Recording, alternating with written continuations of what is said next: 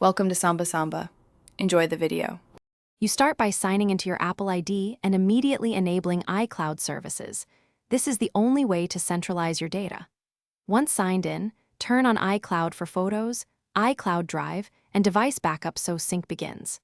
Make sure to view Manage Storage right away to see available space and which apps use it.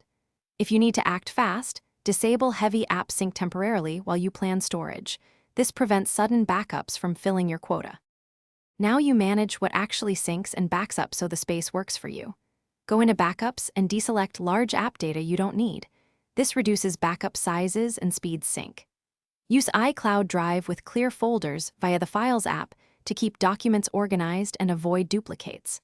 For photos, enable Optimize iPhone storage so full-resolution items stay in the cloud and smaller versions live on your device, making room without losing access. Finish by choosing a storage tier that matches your needs and set a weekly habit of checking Manage Storage to avoid surprises.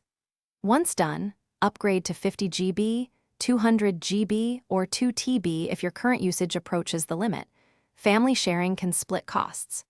If something goes wrong, first sign out and back into iCloud, confirm you're on a stable Wi-Fi network, and restart the device. These steps resolve most sync failures, so your data. Thanks for watching. Consider subscribing if we helped you.